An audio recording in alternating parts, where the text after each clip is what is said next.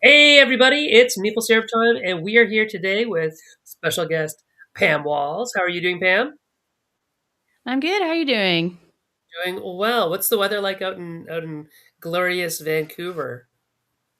I'm actually in Calgary, Alberta right now. It's really nice. Well, it's nice in Vancouver. They're getting a ton of rain this week, but it is snowy and very cold where I am at the moment. Mm. Yes, we're Like, not we're not alone here out in the Greater Toronto area. Oh yeah, right? you got Because a ton of snow. that time they shut down Toronto pretty much on Monday, was it? Like even like the Mhm. universities were closed. It was pretty bad. I still had to go in Oh, and I know it to takes a work. lot for a university to close. I worked at U of T for many Yeah. years, and it took a lot for them to give you the day off.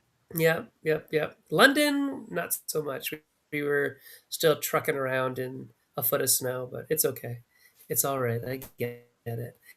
So, hey, everybody. We're welcoming Pam to the show. Before we get started, Pam, can you tell us, a little bit about yourself, your three, what's going on in Pam Walls land? So you cut off just a little bit there, but just like Oh, my background. did I cut off? Oh, sorry. Oh yeah, Sen, Yeah, it's just tell Okay. us doing about. that thing where it's doing that thing where you talk and you freeze, and then it just like Am I zooms a through your robot? audio like a chipmunk. But yeah, but a very cool robot, like not the one that would enslave Oh, humanity, but the one that would just help us like conquer Mars. oh, But yeah, we'll throw it over to Pam to tell us a little bit more about herself. all Just so you right. know, Pam, Well, you were actually a let me request just by see the what's going on. audience. Okay. I also want to say, hey, Tony, nice to see you in the chat. So my name is Pam Walls. I'm an independent board game designer. I've been designing games. The first time I can remember designing a game was when I was 18, so over 20 years ago. And then over 10 years ago or so, I decided to get more serious about my game design and I wanted to get a game published. And at that time, I thought I would self publish. And so I started learning more about how that would work. I was not really in the board game community at all. I just played games with my family. I made games for my family and friends. And so I started to poke around and learn more about game design. I read the crowdfunding strategy guide by Jamie Stegmaier. I learned about self publishing. I just Googled board games Toronto and I found Snakes and Lattes, and I found that they had a designer meetup, which is where I met Sen many years ago. And I just went all in. I was just so interested in the whole industry and everything. I eventually realized I did not want to self publish. I did not want to take on all that responsibility of publishing, the whole nother full time job, dealing with the manufacturing, shipping, distribution, all of that. So I decided to pitch my games to publishers. I started learning about that, and then eventually, since then, I have four or I think maybe five published games to date. Have another one coming out this summer. And I started a YouTube channel talking about my journey as a game designer 4 years ago. And I just crossed 9,000 subscribers today, which was a really cool milestone. So it was very cool. So yeah, that's kind of the gist about me. So, Hafiz, I'm gonna stay quiet. So we'll see if I'm not a robot or not. It's like the test in um, Blade Runner. See if I go all robotic or not. So I'll let Hafiz sorry carry on the conversation while I figure out what's going on with me. Okay, go, keep going. Yeah. So, Pam, we're really excited to have you joining us for today.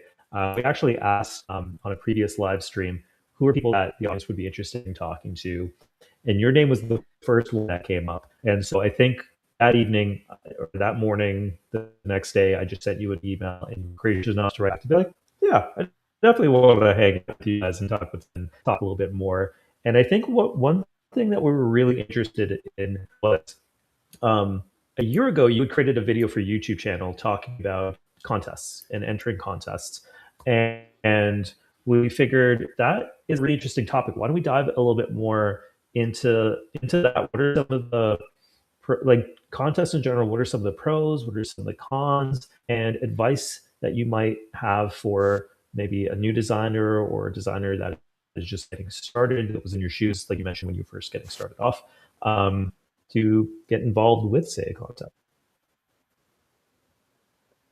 Yeah, so contests can be really cool, especially if there's like turnaround time where you're challenged to use your brain in different ways. Usually, will give you a restriction in time. So, cardboard Edison or the one we're going to be talking about today, but they don't have any restrictions. You can submit pretty much any type of board game. There's no theme restriction, mechanics restriction, anything like that. So but there are a lot of contests that have some sort of restriction, and I really like those because it forces you to think within those constraints, which can be really helpful as a board game designer, especially if you're new. Maybe you want to get into board game design, but you don't have a specific game in mind. Maybe you haven't started working on one yet. You just want to get into the world.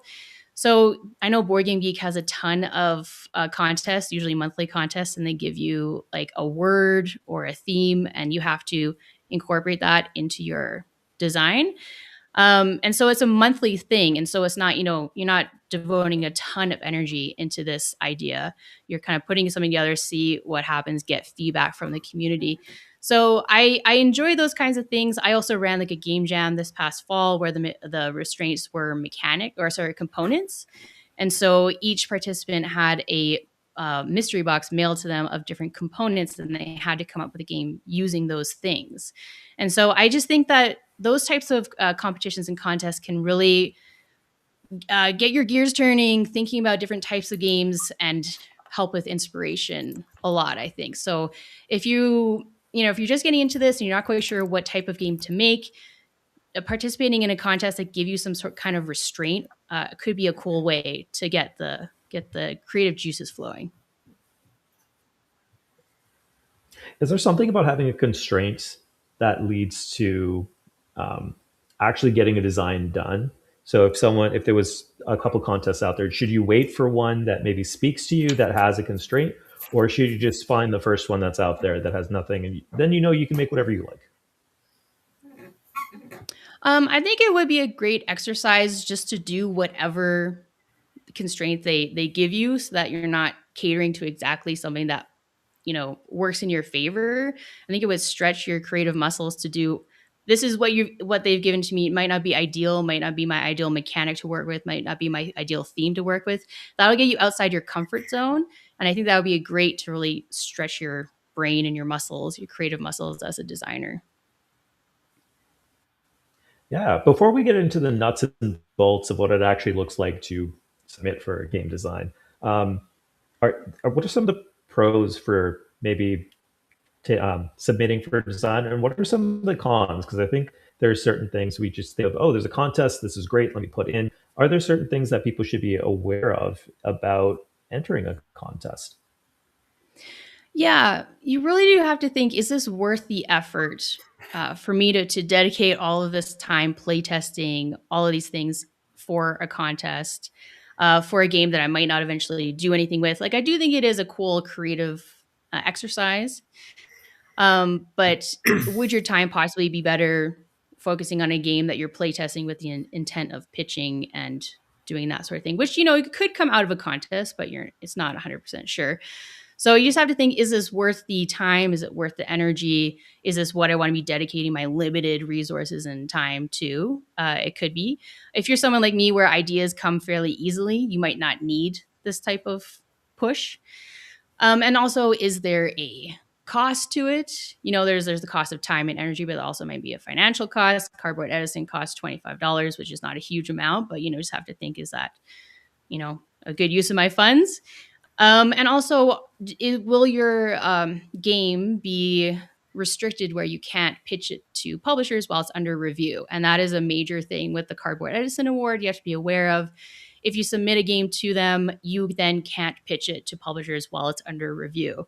And I was just looking at their wording on their website before joining tonight, and it's a bit unclear. I thought when you got the game back, like if you aren't a finalist, which you usually find out towards the end of February, and most people are not a finalist, you'll get your game back. I assumed that you would then be able to pitch it, but the wording is a little bit unclear. It says that while, like, for the duration of the award, you can't get the game licensed.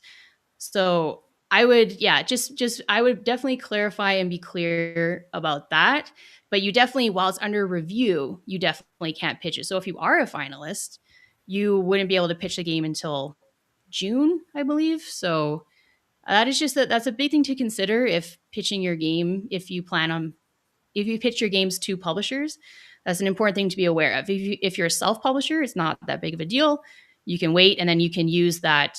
If you do become a finalist, that's a huge boon that you can add to your Kickstarter campaign or whatever with the little badge saying you were a Cardboard Edison finalist. That's a pretty big thing that you can do for your crowdfunding campaign, which you would be able to do after June of this year. So those are all major things to consider, especially for the Cardboard Edison Award. So it sounds like there's different things that you have to weigh. Maybe it's not the right direction time wise for you, or like you mentioned, the costs.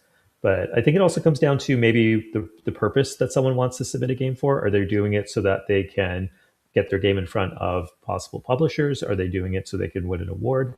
Are they doing it for feedback? Um, do you feel like there's one reason, or one main reason, why people should think about a game design, or sorry, game award, rather than just keeping that to the side and trucking away on their own game?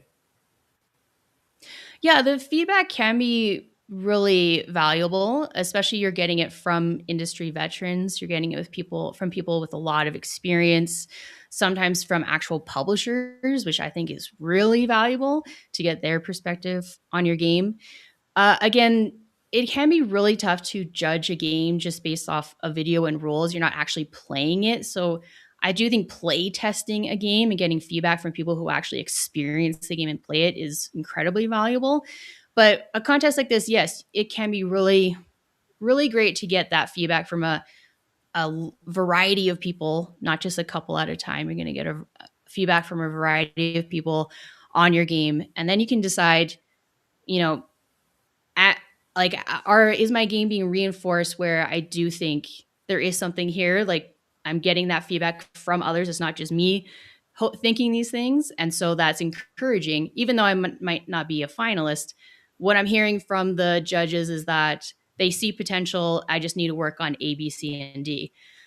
Or possibly you might get the feedback that this game is not as special as I thought it was. It's not as amazing as I thought it was, which we can do as designers. We can be pretty, we're very precious with our games, and yeah.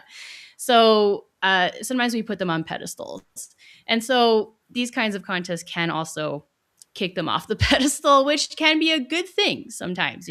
So I do think being very open to the feedback. Although at the same time, like I'll say that I did submit one of my games to a contest many years ago. It was a party game, and I submitted it, and the feedback I got was pretty harsh, not very positive. And that game went on to be published by Hasbro. So like you have to also see sort of possibly the biases of the judges. If you have a party game in general, it's pretty tough. And for a contest like Cardboard Edison, if you have an abstract game, it can be pretty tough just based on their judging criteria. We have to judge the games on originality of theme. If your game doesn't have a theme, what are we supposed to do? So yeah, so these types of things, it's just put the feedback that you get in context and decide how you want to move forward with your game. Mm-hmm. I agree with everything you just said. Point. Yeah. Yeah, because if the judge likes really heavy, chunky euros and you have a very light game, it's probably not up their alley. But if you're making games, you're not making games that are for everyone. You're making them for specific people. Because if you try and make a game for everyone, it's going to be very bland. Right. The feedback. Sometimes judges will say, "Hey, if you would like to follow up, here's my contact information." Is it worth doing that? And then also, if they do not offer that option, should you be looking them up on Facebook and harassing them to be like, "Hey, you looked at my game. I would like to talk to you about your feedback"? No. Yeah,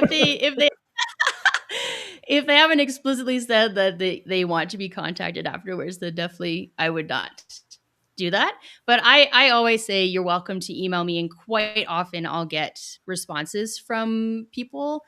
And one thing I do hear from people quite often is they'll say that my feedback was the most thorough and like actually wrote out substantial amount of feedback. So I guess I'm giving my experience and my perspective. I don't know how much feedback other judges give and how much they actually articulate their ratings and why they rated things the way that they did.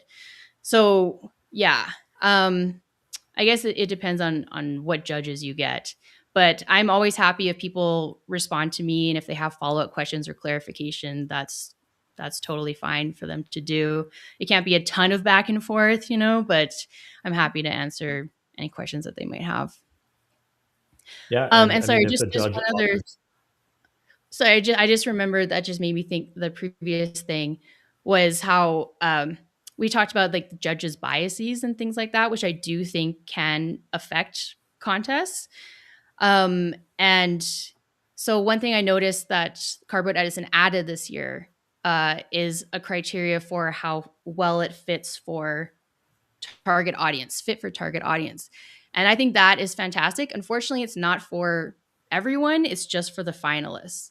So we're still, for the initial round, it's just going to be overall engagement, originality of theme, originality of mechanics. But I really do think that how excited the target market would be for this game is such an important criteria, because otherwise you really are just thinking how excited. And I rewatched my video up that I did about Cardboard Edison, and I even said that too, like, how excited am I to play this game? But it really should be, how excited do I think the target audience would be to play this mm, game? And I think that's really important. So I'm glad they added that for the finalists. It would be great if they added that for everyone.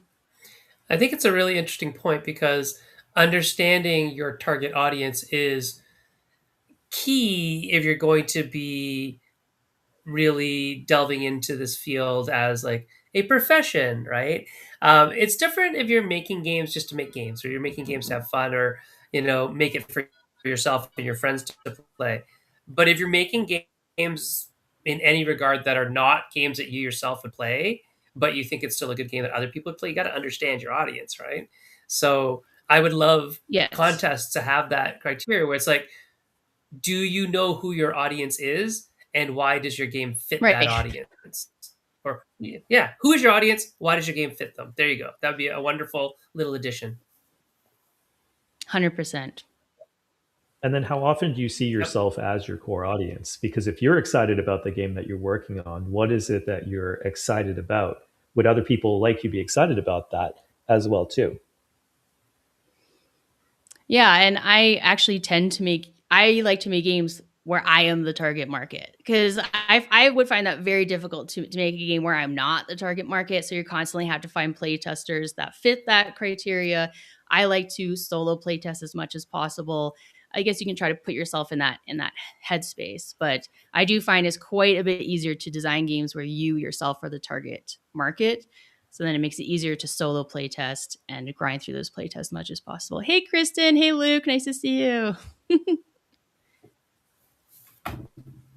Luke's asking a question actually right now. He said, you did some reviews of the 3-minute videos. What stood out to you in some of the better videos? Like without naming names, right? Um, I'm not quite sure which reviews you're referencing, Luke. But I'll say that first of all, I'm glad that the Cardboard Edison reduced it from 5 minutes to 3 minute videos. I think they can go down to two. For my game jam, I made it 2 minutes, and I know that some designers were very stressed out about that. But once they did it, they're like, "Oh no, it was good that you made that limitation." So thankfully, we don't just sit through a ton of videos. So 3 minutes is good. So what stood out to me? Some of the better videos, people who have scripted out what they're going to say. That is 100% a must. So script out what you want to say in your video. Don't try to wing it. It's very difficult to do that, and then also you're going to put a lot of pressure on your on editing you to cut out all your ums and ahs and all your repetitions. So write out the script, read it out to yourself, make sure it comes within the 3 minutes. And then I would either just hold the phone and have the prototype set up in front of you and then read off your script while you're holding the phone and just showing the game as you move around, or screen recording on Tabletop Simulator, Tabletopia, whatever, as you click around your prototype as you're talking. Those are my favorite videos, ones that have a ton of animations and production value and sets and different angles and this and that, whatever. Like, it's cool, but it's not going to get you any extra points and it's not necessary. So yeah, just clearly, concisely communicating how the game is played, starting with, the hook and the most interesting part of the game at the start to get people interested, and then going from there. I would ideally like to see what happens on a turn. That can really help grasp how the game is played. If you say on your turn, you do this, this, and that, rather than trying to explain all of the rules of the game, but giving an overview. Because the way that the flow that I do it, I always watch the video first and then read the rules. So I'm going to be reading, the judges are going to be reading the rules afterwards. You don't have to go into all the nitty gritty. It's just the overall hook, how a turn works, how you like the end game condition. Those are really the main things that you need to include in your video, in my opinion. So don't make a 3-minute rule book video. You just want to Right. see, you want to get why am I excited about this and what does it look like to then guide you into the rule book. Yeah. I mean, the rule book's the rule book. This isn't a how to play video. This is a teaser, right? It's like trying to Right. get you to be interested in the same thing I'm interested in. So we're sharing the same idea. So you need to communicate that idea to, in this case, Pam, who's viewing the video, right? Do we share the same idea? Right. That's all it is about. And yeah, 3 minutes should be enough to do that. Even for like Twilight Imperium, which is like a 7 to 9 hour game, I could probably explain it in 2 minutes in a way that is really Yeah. the crux of it, right? That's all I want. And then you Mm-hmm. could show nice little pictures. There you go. Yes, there you go. Yeah, you watch the 3-minute board game YouTube channel, and he can review Arc Nova. He can do a how to play and a review in 3 minutes for one of the heaviest games there is. So it's definitely possible. Definitely have a script, and yeah, use. I would just have the game set up either physically or on the computer. Click around, show what you're talking about, and that's really all it needs to be. Would it be helpful to watch people who do create content on board games? Like we mentioned, 3-minute video. There's also board games in a minute and other videos that focus on getting across the game quickly, or even just other channels that talk about board games. Is it helpful to review those and then try and take a similar approach when you're creating your own video, or should you just dive in and get started on your video instead of essentially procrastinating by looking at other Yeah. players? Yeah, it I probably wouldn't, just because those videos are more highly produced, like with the graphics that they have and the editing and things like that. You don't need all of that in a contest like this. So yeah, I mean, it could be good just to see their structure about like what information they start with, what information they include, and how they go through it. But yeah, I wouldn't go down too much of a rabbit hole where you're spending, a few hours doing that rather than actually making the video, which needs to get done. Luke is talking about the finding the hook in the games and saying that he finds that very difficult. What's your advice, Yes. Pam, on how to find and define the hook so that somebody else can say, "Oh, I like that too"? It can be really tough, and this is where I would show the game to other people, and I would ask. One of the questions that I ask when I play test the game is, "What was your favorite moment in the game?" And usually that is a great way to find what's the hook of the game, and it might not even be something that you thought it was. I was like, "What was your favorite moment?" or "When were you the most engaged?" or what was the most fun aspect of the game to you. And so putting that out to other people and seeing what they say will usually inform you of what the hook or the main grab of the game is, because it can be hard for us to see as designers when we're in the weeds. And we think that like a lot of things are really cool about our games, so it's good to have other outsiders tell us what they thought really stood out to them. And also just remembering too that like a hook can also be the theme. You know, is it a really unique theme that hasn't been seen before? It doesn't always have to be mechanics forward. So that might be a good way to approach it as well. Yeah, and I think what Kat used to do, and she probably still does this, is she would ask people to describe her games back to her, Mm, and that usually helps them, or helps her to figure out, oh, what did you find like the most interesting points or the most salient points about the game, right? So it's a really interesting way of getting people to just show you and tell you exactly what they think is the most interesting, engaging points of your game. And if you collate enough information from your players, you'll probably see a trend, and you can use that trend to help you yes. really dig down and see, is that the hook in my game? I guess so. If 100 Yeah. people tell you it is, it probably is, right? Right. And you can also practice like, doing your elevator pitch to a few different people and see which one gets people the most interested. And that Hmm. might be okay, that's hooking people the most. That's my hook. I would recommend like recording yourself a lot, uh, telling other people what your game's about. The other thing, just remember that lots of people, especially publishers, like they don't actually necessarily care about your worlds necessarily. They eventually might, but they're really wondering like, why should I play this game over any other game? There's like Right. 6,000 games published a year. Why should I play that one? What is the interesting new thing, or not necessarily new, but the novel way of expressing tried and true idea as well is also something worth Yes. talking about, right? And like Pam said, it could be thematic integration, it could be an experiential hook, it could be a mechanical hook, it could be an actual physical component that's a hook, right? Yep. But it's you've got to really figure out what's the difference between the bait, which gets me to look at it, and the hook, which gets me to play it again Mm. and again. I think there's a subtle difference Mm. there. Hmm. Yeah, that's a great way to look at it. What's Do you Pam find Jam? What's Pam Jam? Somebody's talking about Pam Jam. Yeah. That was like the unofficial name for my game jam that I that I ran. People wanted me to call it the Pam Jam. You should. That was my That's awesome.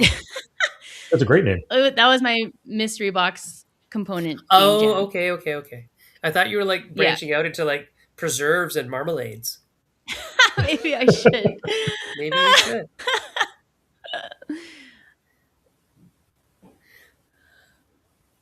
So you ran the Pam Jam, which is what we're officially calling it now by popular Mhm. demand. You've also been a judge for the Cardboard Edison. So when games are being submitted, what are some things that you're keeping an eye out for? Some things that you're looking at? We talked a bit about videos. Are there other things that a designer should be thinking about when they're submitting for a contest? Yeah. So I really am looking for something new, something I haven't really seen before, something that gets me excited to learn more. Uh, like I mentioned this in the video that I made about Cardboard Edison a couple years ago. It's just there are so many space games. There's so many space games. There's so many games with similar themes. There's so many games with similar mechanics. And when you're judging these things, you're seeing a game over and over and over. Like you're seeing so many games, one right after the other. And so when a game stands out, is doing something different thematically and or mechanically, it really does stand out. And so I'm looking for things that I haven't seen before that I'm really interested in learning more, and games that cleverly use that cleverly work together. Like the system works well together. Like, oh, that's connected to that, and then you do this and do that. Like that's really interesting. But it is really tough with a contest like Cardboard Edison, where, like I said, there's such a range. There's no constraints at all. There's all so many different types of genres, so many different types of themes. It's all over the place, and so it can be tough. But as soon as there's something that's like new and different and interesting, that will really stand out from all of the pool of games that you're judging one right after the other. Have there been things either from the jam, the components, limited components that you ran earlier, or from previous contests that you've seen or heard from other judges where there was something that just wowed you? Like, I haven't seen that before. Or that's something that makes me really feel like I would like to play that game. Yeah, there was a game, it was a couple of years ago. I think it was called Kells, Kells, I believe. And I was just blown away by this game because I was just like, it was so cool thematically. You were going out into a field to get different natural materials that you could use to make different pigments out of that you would then use to paint a mosaic. So you were sending out your workers to go get these different materials, and the further out they went, the more valuable things were, but then it took them longer to get back to you. Like little things like that are just like, that's very cool. And then you were creating this like mosaic kind of looking thing. So by the end of it, you would have built this beautiful thing that you could then admire, and it'd be so satisfying to have this very cool thing at the end. And just so many little touches of how things connected together and how things worked together. And I was just like, I thought the game was going to win. It was a finalist. It didn't win, which was very surprising, but it really stood out with just like so many clever little touches. You could clearly tell it had been play tested thoroughly, and you really can tell games that have been play tested thoroughly and games that haven't. Hmm. Which is a good point. I mean, playtest your games, right, before you submit them. These aren't your playtesters. These Yes. are going to be judges. How would a game, IB Jeeper asks, submitted with mediocre homemade components generally be viewed versus a game that looks finished and with nice art? This is a great question. Yeah, and so Cardboard Edison explicitly tell us to disregard the presentation of the games. So that should not factor in to our judgment at all. There's no criteria for presentation. There's no criteria for art. As long as the game is clear and easy to understand how to play, that is what is most important. So if the game is hand drawn and homemade, as long as things are clear and you've made a fresh prototype for your video, there's nothing scribbled out or anything like that, that's totally fine. You don't need to hire an artist to do this. You don't. And they also made a point to say that AI generated art is highly discouraged for this. And some people have reached out to me about that and asked I have this prototype with all AI generated art. What should I do? And yes, highly, highly recommend not doing that. You might actually get docked some points if you do that as well. So yeah, just make sure your game is like how you play the game, the UI of the game is clear so people understand how to play it. And you know what I do? Honestly, for my game, for the sections that I have art that I imagine one day would have art, I just leave them blank. I just leave that area empty, blank. I have the icons, I have the different descriptions, the flavor text, whatever, and then I leave that section blank, and people honestly can imagine what might go there. So that's what I do. Some people might use clip art. They might try and draw it themselves, but you honestly don't even need art. As long as just the iconography is clear and the game is nicely put together, homemade or printed is totally fine. Is there some hygiene that comes with that as well, though? Should someone have like a bunch of scraps of paper with the crayon drawings on there? Should there be a little bit of effort that's put in to tidy it up? There's some UX and graphic design that's on there, like maybe going onto Canva, setting up your cards on that.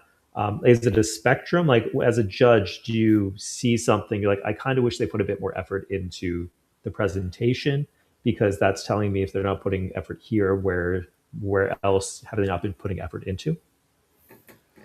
Yeah. I mean, yeah, having a nice printed prototype is fine. Handmade doesn't mean necessarily all scribbled and everything like that. It can be nicely done as well, nice and clear. So it depends on, how you approach it. You can put a lot of effort into making a nice handmade prototype. But yeah, using a program like Dexterous or something like that would help with clear iconography, and you can print out a prototype. Or, like I said, just make one in Tabletopia. You don't need to have a physical prototype. You can have a nice digital prototype that you can then show on the screen and click around. Yeah, I don't And think Sen, I've are you pulling ever. up? Sorry, Sorry, I was I just going to ask if you're pulling up an old prototype just to I show an am. example. Yeah, I mean, this is an example of the most art I ever do. Right? It's just very Right. clean, very clear. That's what it is. It's a person. There's like hit locations to the head, hit locations to the body. It's a player aid that talks about how you play the game, and like literally the idea is again about communication, and it's clearly articulating Right. the rules of the game through a visual graphic interface. So that's all you're doing, and it doesn't require pretty art. It requires functional art. And for those of you who don't know about like Flat Icon or the Noun Project or any of those types of free download icon type things, go get them. You can pay like I think it's like $15 for a year subscription, or some of them will allow you to use them. All you just need to do is attribute properly inside your rules. Like this graphic was from Flat Icon, designed by you know GIF artist 36 at gmail.com. And that's all you need to do. And you can freely use it, not for commercial product, obviously, but Yeah. for non-commercial use. So I think there's a lot of stuff that is available to you in the realm of free. If you just even search up online, like CC0, Creative Commons Zero artwork or anything like that, that is again license free. You sometimes need to attribute, sometimes you don't, depends on the Creative Commons license. But there's lots of stuff out there. So yeah, I would spend way less time on art, way more time on writing clear rules, and then the graphic interface of the game. Between you and the rules, there's a graphic interface, and that's really important. My favorite thing when I'm looking at games for judging, I'm not a judge this year, I just don't have time, is if I can understand how the game's played by looking at the components. That's a Mm, win. That is an instant like, oh, that person is communicating well to me the intent of the game. Then I can see, is this an intent that I think is worthy of going on in the contest. And I mean that is the one thing that you'll find is like the day after feedback has been released, there's going to be a whole lot of disgruntled humans on the forums, because they all think that their game is wonderful and great, and they probably are okay. There's probably nothing wrong with them, but there are games that stand out and there are games that don't.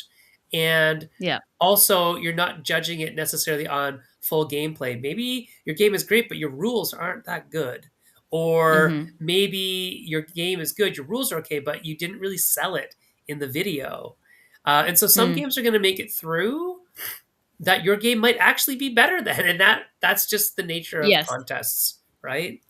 Yeah. Pam, I wanted to ask you a question because you said it in the beginning that there's some games that just don't fit, and go on for to have a much better life outside of the contest realm, right? Like the game that got signed by Hasbro.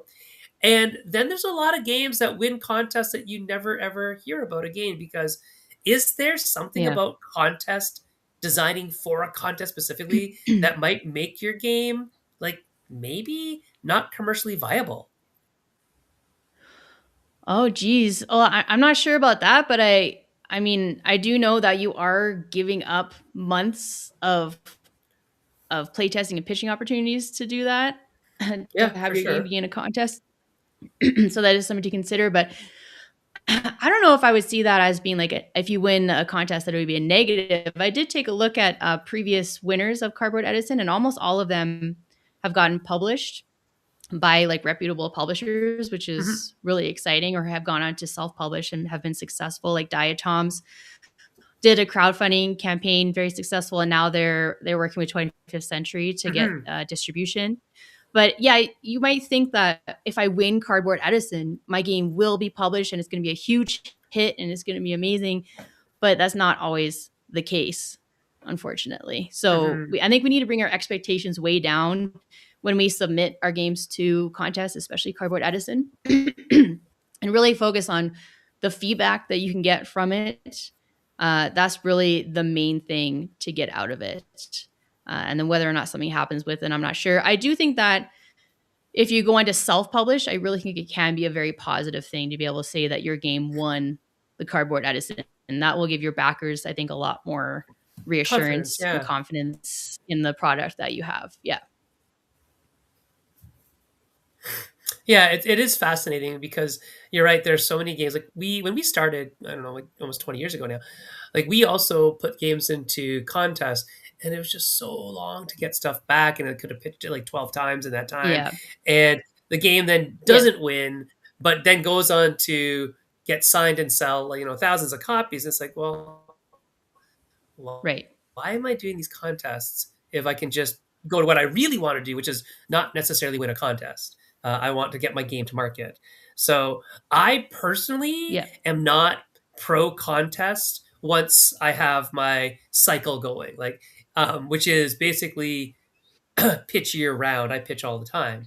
Um, but I Yes. can see when you're starting that it's a good impetus and it's a good creative thing, which is why, like we were talking before, like I personally like the BGG contest where you don't win anything but some geek gold, right? Because it's like it's low stakes. Right.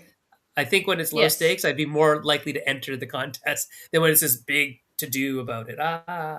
Right. Yeah. Yeah, and we were chatting before the stream as well, and how if you are new to game design and you submit your game to Cardboard Edison, and then you get all this potentially a flood of really harsh feedback from judges, it could possibly turn you off of game design, and maybe you just don't want to do it at all. So, yeah, I'm a judge for Cardboard Edison. But I'm not a spokesperson for Cardboard Edison. I personally don't submit my games to contests.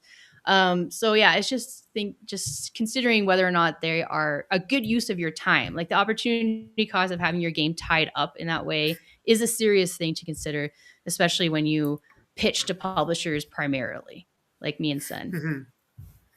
Can you use the contests to help build up your skills for pitching? Because it sounds like creating the video sounds very much like the kind of pitch you would do for a publisher, making sure your rule books are a certain way. So just getting yourself organized in Yes. a way that you would have everything. So is that another reason to enter contests, just to kind of practice with low stakes before you then go in front of a publisher?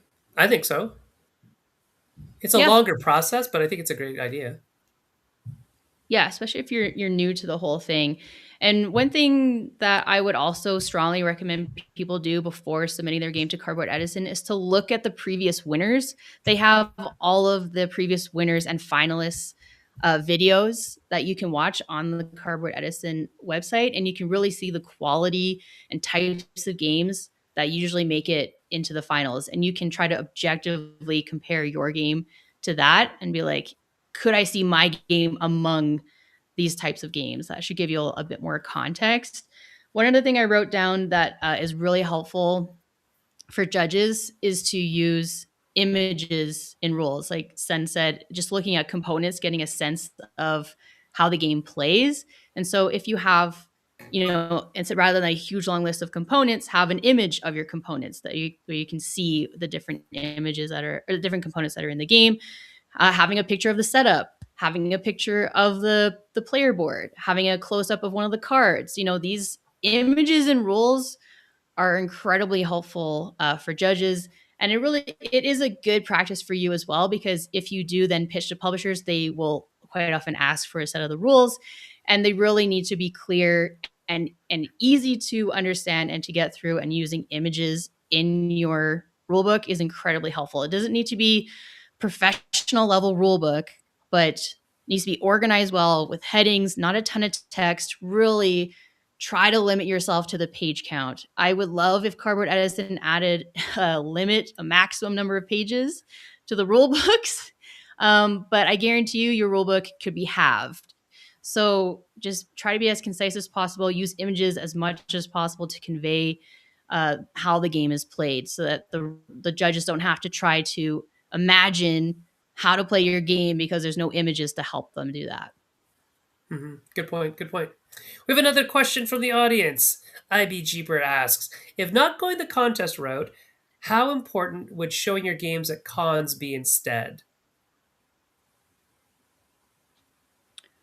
Um, Showing your games at cons, like to sell or to pitch your games at cons, because I guess if you're talking about rather than submitting your games to contests, you would then be focusing on pitching.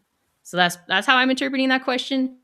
um it's incredibly helpful and very valuable to pitch your games at cons face to face with publishers if you can.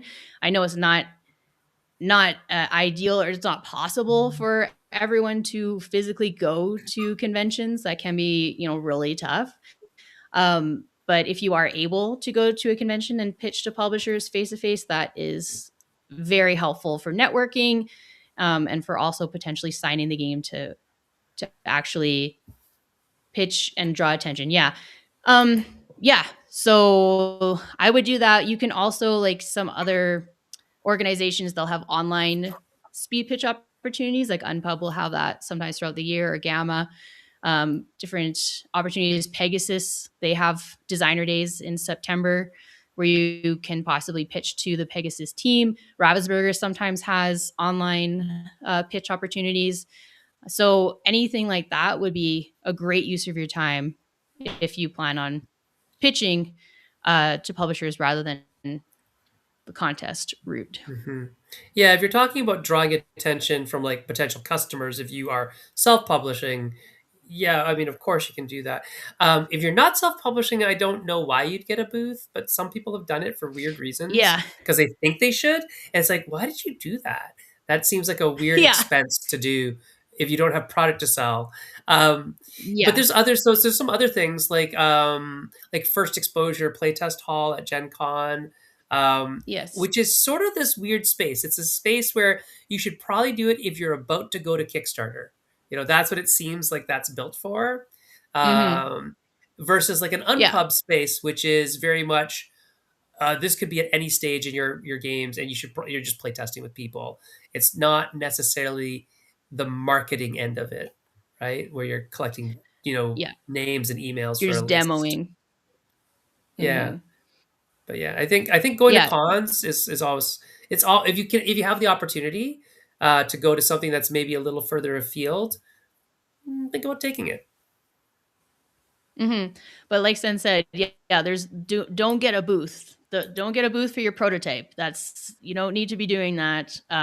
You want to set up private meetings with publishers ahead of time to show them your game, and so you're just gonna be roaming around with your prototypes, with your sell sheets, and then pitching to publishers, going up to booths, introducing yourself, having business cards.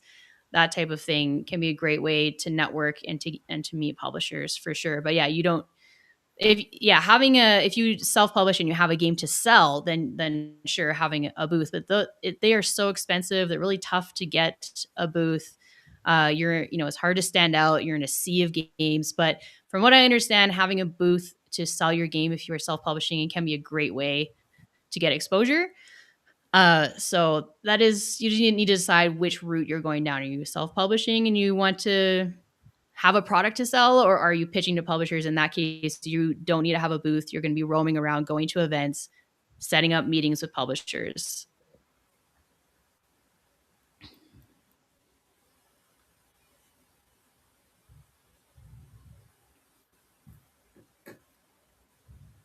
So you talked about a few alternatives then to doing a contest. One would be just pitching. Another would be one of the suggestions in the comments was going to cons. Is there any other routes that someone could take? So if they're going to be dedicating a certain amount of time for their game, one could be having it sit with the contest. Another could be with pitching. Is there another path?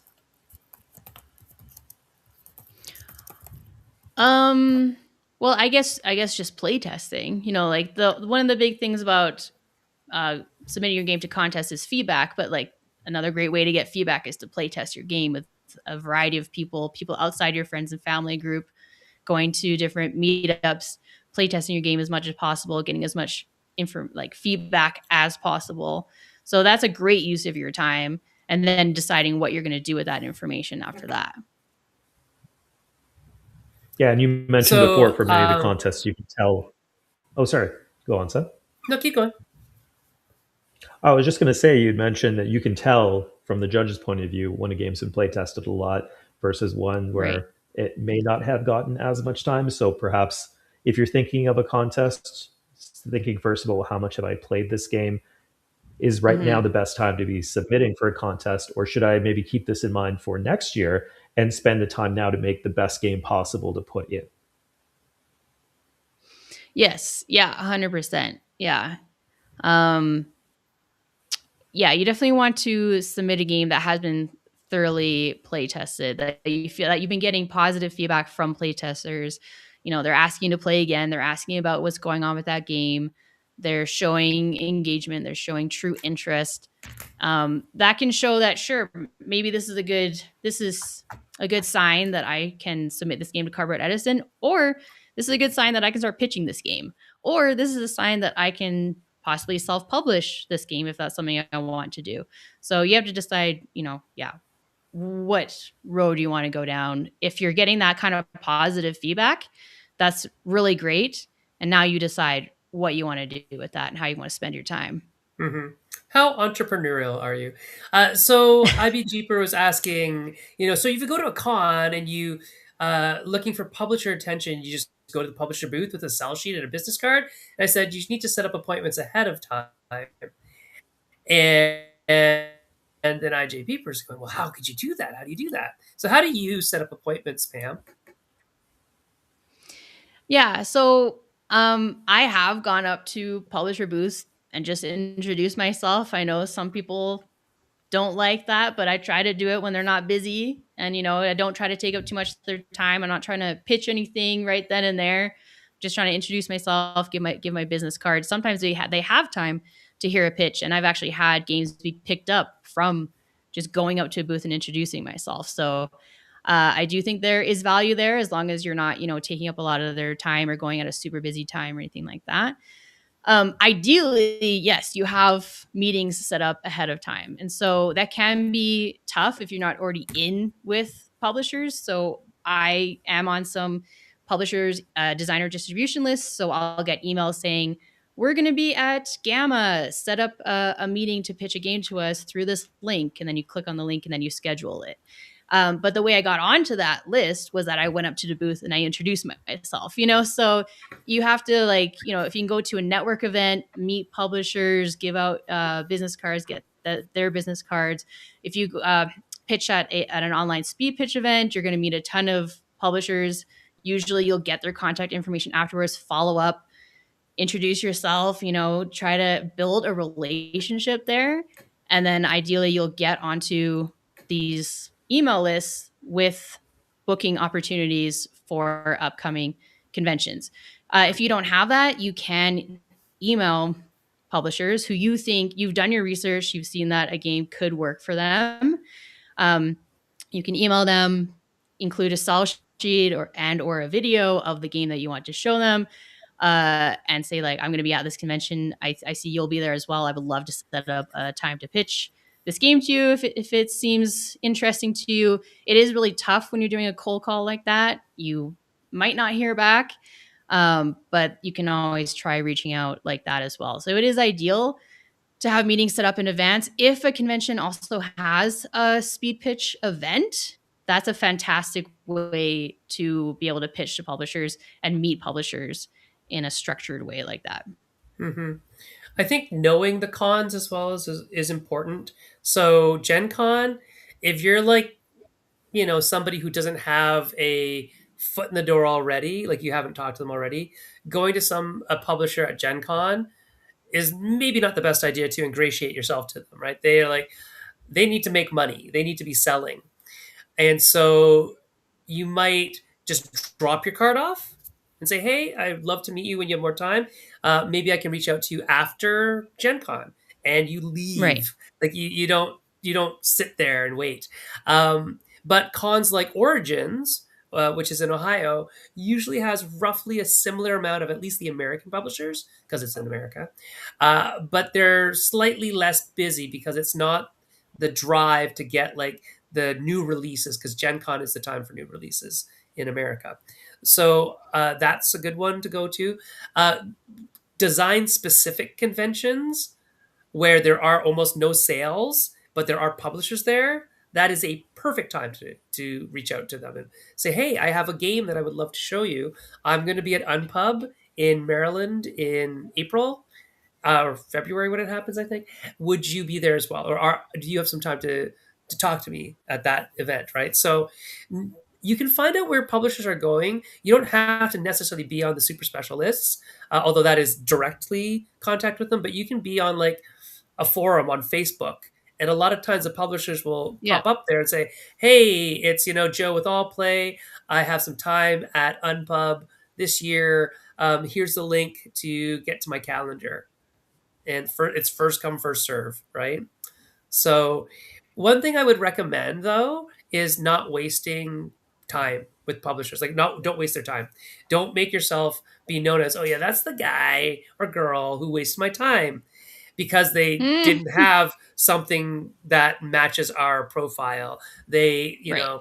they were pitching me a 4X war game when our website explicitly says no 4X war games, right? So just do your research. Be ready to be rejected. Be ready for them to have no Mhm. time and be okay with that. And you'll get along a lot better than if you try to force your way into something that they don't have the time to deal with you right now, right? And I say deal with you in the kindest and gentlest of ways.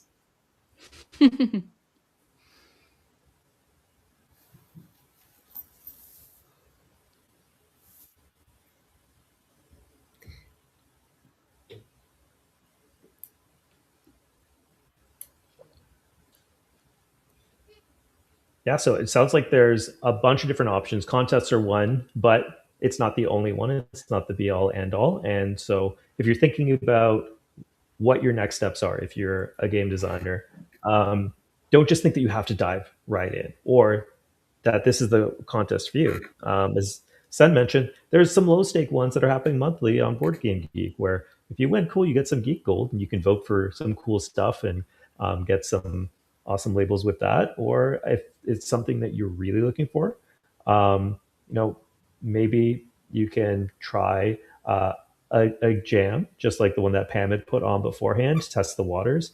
But you do have the opportunity to take your time and use it in different ways. You can play test a little bit more. You think about pitching. You can spend some time researching other publishers to get a sense of their catalogs to see if you're a good fit. So I think a lot of it comes down to what is the best use of your time and what is your goal? Do you want to self-publish, in which case the contest can give you some of that social clout that says I've done it. Pam Jam is catching on in the comments, so I think you're stuck with it. Either the next jam has to be called a Pam Jam, or you got to start making like preserves. I guess so.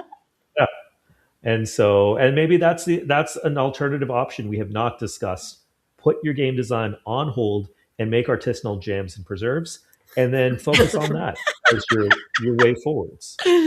That's really the takeaway, I think, from Yes. this conversation. But I do think that game jams give you the kind of vibe of a Mm, competition, a contest without and the rush of it really without yeah. the buy-in and the everything else that's around that.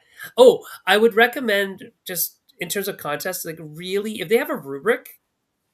I'm a instructor, so rubrics are like my life. So if a contest has a rubric, and they should have an open rubric that you can see. Then you can see, what criteria are they judging, and how much weight are they giving to each of those criteria. And if you can get that, you can then maybe even honestly judge your own game and see, where would it fall? I missed this thing. I should probably do that area of criteria. Or my game falls way outside of what they're looking for. Maybe even though this is a good game, it's not the right game for this contest. So think about that. Looking at how you're being judged, because you can't expect fair judgment if you well, you should always expect fair judgment, but like it's better if you know how you're being judged, so that when you get the results back, it's not a huge slap in the face. Um, because sometimes some people are just not aware of what they were or weren't judged on, and they get the marks back, and they're like, Yeah. What do you mean? That's what I got on that." So, anyways, Yeah, exactly. That's why lots of if you stuff, do lots have of a stuff. very abstract game, that's just that is something to consider. Is this worth submitting it to the Cardboard Edison since one of the criteria is originality of theme? So I think that's a huge thing to consider when submitting it to a contest like that. Hmm. Yeah, see, teachers, rubrics, everybody. Is there anything else, Hafiz, that we need to talk about, or have we I, contested ourselves at a contest? I think we have, unless Pam has any last words of wisdom. I think I'll just echo what Sen said about game jams, like how we talked at the beginning of our conversation tonight about, the benefits of contests and how I said they can really get your creative juices flowing. They can give you constraints and restrictions to work within, like those BGG contests and things like that. But game jams do that as well, and there's a time limit too, which I think is great because we can really drag these things on. We can let them take over other projects that we maybe should be focusing on. And so, if one of the biggest benefits of contests really are exercising your creative muscles, thinking outside, the usual types of games that you make, then I would maybe focus on participating in a game jam and trying to seek those out as well, because I think it's less of a commitment of your time. There's none of that nonsense of not being able to pitch your game, and so yeah, that's I think there's a lot of benefits that you get out of game jams that don't have some of the downsides of some of these other contests that they have. Hmm. And you can find them fairly locally if you're in a big enough city that has like a college, that has like a computer science program, game design program. They might run game jams fairly regularly, and a lot of times they'll allow analog submission because it's just easier to prototype in analog.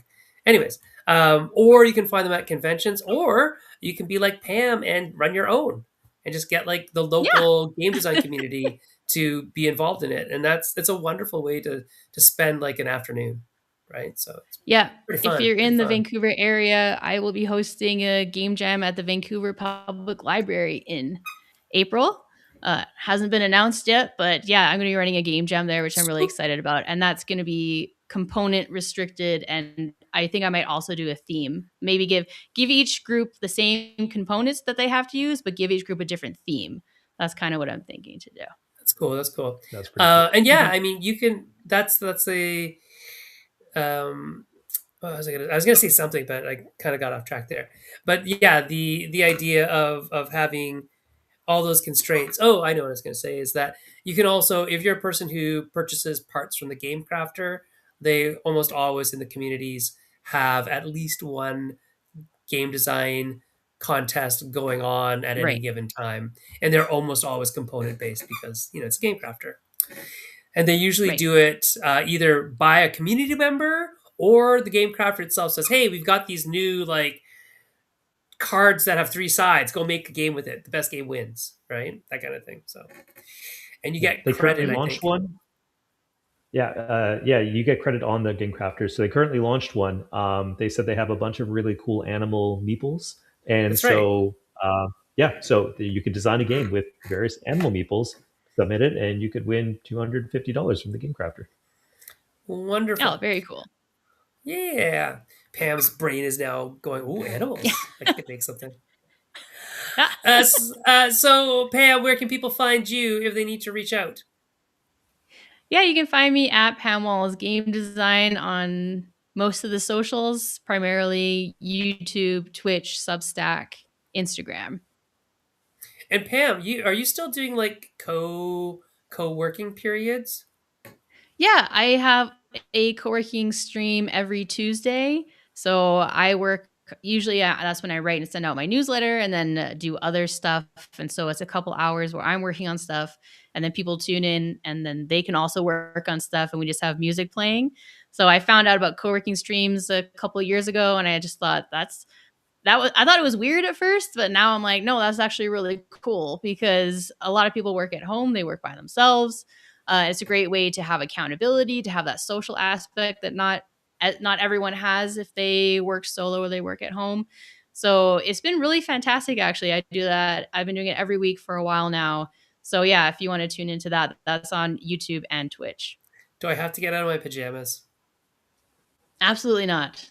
That's one of the main perks. Right? If you want to chat with me more, you can find me mostly on Blue Sky at Sen Fong Lim. And you can talk to both Hafiz and I at Maple Syrup on all of the things. Hafiz, where are you located?